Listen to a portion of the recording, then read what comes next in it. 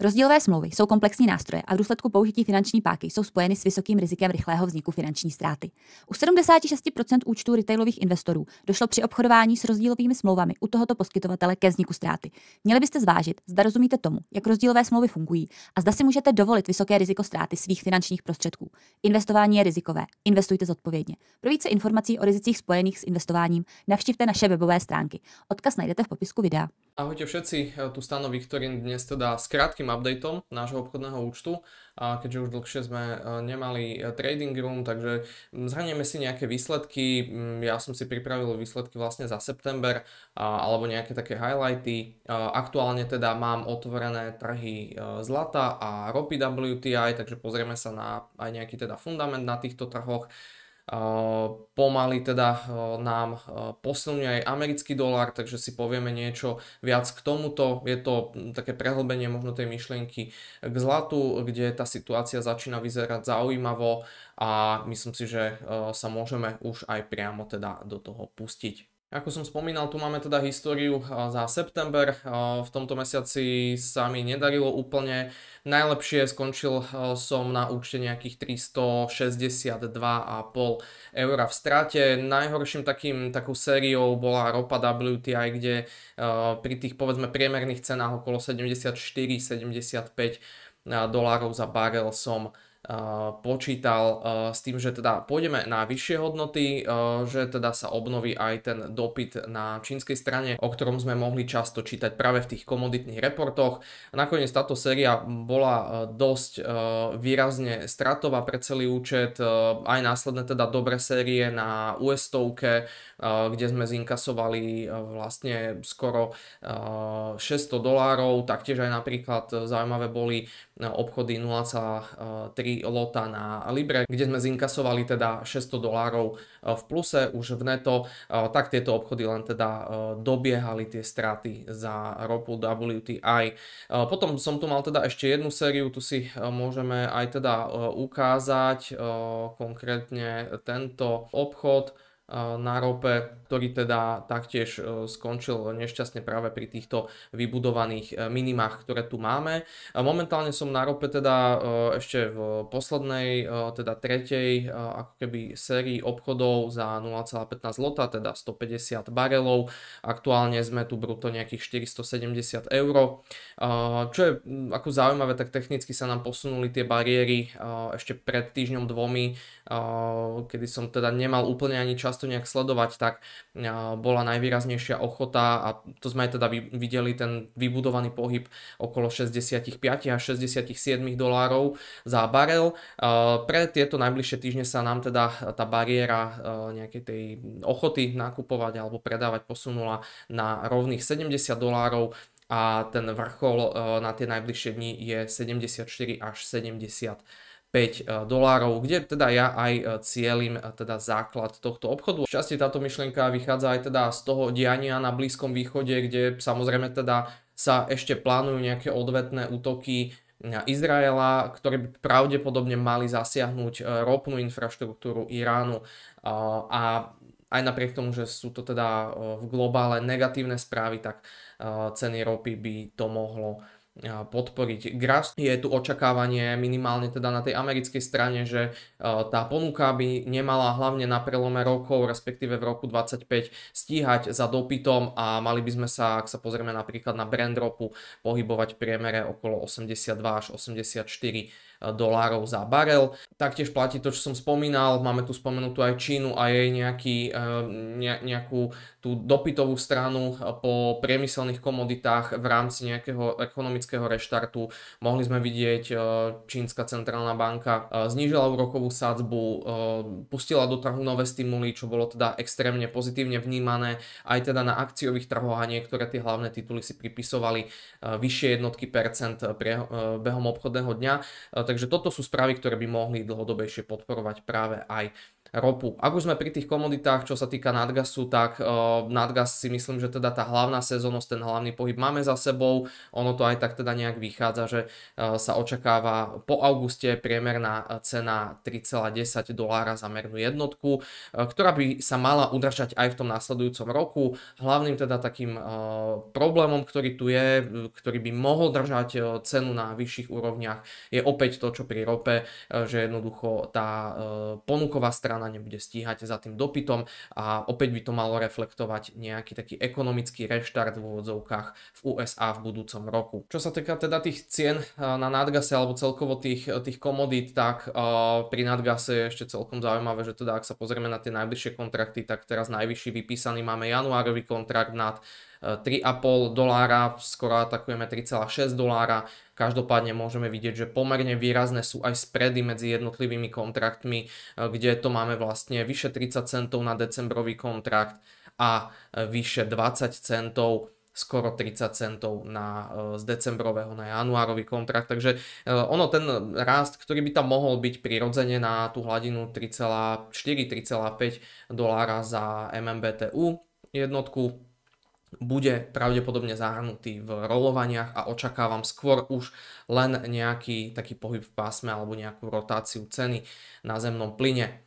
Čo sa týka teda ešte ropy, tak je celkom zaujímavé, že teda OPEC sa začína trošičku trieštiť. Je to hlavne kvôli tomu, že teda Saudská Arábia a celkovo Arabi obviňujú ostatných členov OPEC plus kartelu, ktorí vlastne nedodržiavajú tie kvóty na ťažbu a vývoz ropy. Mohli sme taktiež zaznamenať, že teda boli aj v očakávaní teda navýšenie produkcie zo strany OPEC+, ktoré by však nemalo prebehnúť skôr ako v tomto decembri. Každopádne to je ten hlavný kameň úrazu, pretože množstvo tých krajín práve z tohto kartelu to nedodržiava a tú svoju ropnú produkciu si zase kvôli svojim nejakým vnútorným potrebám navyšujú a hlavne teda Saudská Arábia a Spojené arabské emiráty toto hodnotia výrazne negatívne. Takže toto sú veci, ktoré samozrejme do ropy budú zasahovať spoločne aj s tým konfliktom na Blízkom východe.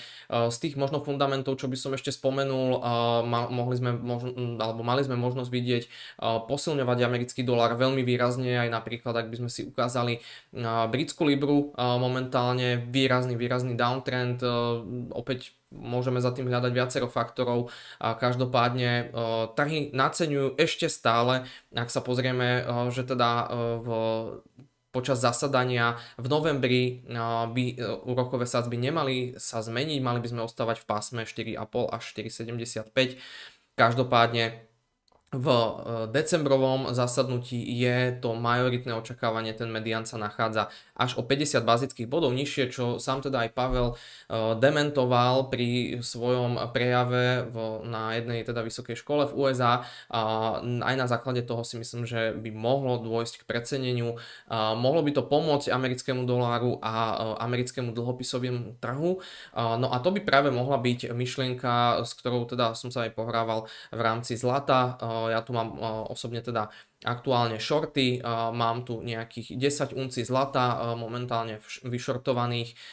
Za mňa teda tá myšlienka nebude nejak extra dlhodobá, každopádne ja sledujem určite pohyb nad tieto maxima, ktoré sme tu mali vytvorené momentálne, až niekde k hladine $2700 za uncu a ak by sme výrazne prekračovali túto hranicu, tak by som z týchto pozícií vystupoval. Momentálne, ako som spomínal, sa nachádzame niekde na prekývne, minus nejaké drobné swapy, sme tu plus 20 eur, minus 30 eur, takže nejakých minus 10 eur dohromady. No a ten môj hlavný plán je teda hrať do pásma.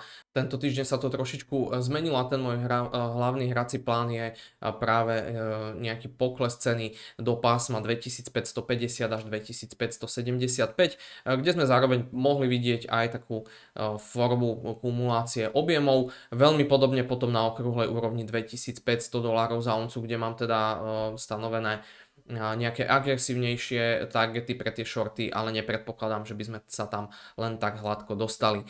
Ak by trh aj naďalej posúval to svoje preceňovanie z 50 bazických bodov zníženia v tomto roku na tých Pavelom avizovaných 25 bazických bodov, opäť vravím, mohlo by to podporiť ešte dolár v stabilite a nových nejakých rastových trendoch alebo strednodobom raste a to by mohlo priniesť práve takúto technickú korekciu na trhu so zlatom. Takže to je aj tá moja hlavná myšlienka, ktorú tu momentálne mám. Takže v tom úplne že najlepšom prípade si ideme po nejakých $1200 zisku. Na rope WTI, ako som spomenul, teda potom nie úplne úspešnom setupe z týchto miním, kde sme teda atakovali ceny 72,50 a z ktorých sme výraznejšie korigovali vlastne späť k tej počiatočnej úrovni a kde som bol vyhodený. Ale každopádne vstúpil som znova, keďže tá situácia mi pripadala veľmi zaujímavá a teraz to vlastne podporuje aj. Teraz túto myšlienku podporuje práve aj to dianie na Blízkom východe. V tomto prípade určite by som zaujal výstupnú pozíciu pod 66-65 dolármi. Naopak nad 74 dolármi budem uvažovať nad plným výstupom alebo čiastočným výstupom z tejto pozície. Samozrejme máme tu otvorený priestor potom aj k tým nejakým odhadovaným priemerným cenám na budúci rok, ktorí by sa hlavne mohli odvíjať od toho ekonomického reštartu v Číne, ktorý sa zdá, že šťastí započal tými stimulmi čínskej centrálnej alebo čínskej národnej banky. Mohli by sme sa vyškrabať pod $90, ale samozrejme to bude chcieť viacero fundamentálnych činiteľov. Takže za mňa teda ten majoritný setup je dosiahnutých $74-75, čo v tom swingovom ponímaní by mohla byť super obchodná alebo super využitie obchodnej príležitosti. Ešte možno nadgaz, neviem, či sme si ukazovali graf, tu teda atakujeme $3, ktoré sme spomínali, nie je to podľa mňa niečo, kde by sme mohli skončiť. Stále je tu teda otvorený priestor nad alebo k $3,5, avšak treba teda myslieť na to, že veľká časť toho bude zahrnutých práve v rolovaniach, podobne ako sme mohli vidieť. Vlastne v tomto prípade 30-centový potenciál bol ukratený rolovaním, ktoré je teda, ten presun kontraktu je neutralizovaný, takže treba na to myslieť. A za mňa teda ten hlavný potenciál rastový bol vyčerpaný, aj keď tu môžeme vidieť, že teda ešte nejaký ten $0,5 nás čaká a zrejme to teda bude o vyčkávaní alebo možno práve o nejakej takej podobnej korekcii, ktorú sme tu mali práve v tej predletnej sezónnosti. Takže to len možno také už aj upozornenie na ten nadgaz, že do toho rozbehnutého vlaku nemusí byť úplne rozumné naskakovať, aj keď tá príležitosť tam nejaká môže byť, ale potom, aby ste sa po mesiaci dvoch neuvedomili, že teda horko ťažko po niekoľkých týždňoch sa dostávate len teda na break-even.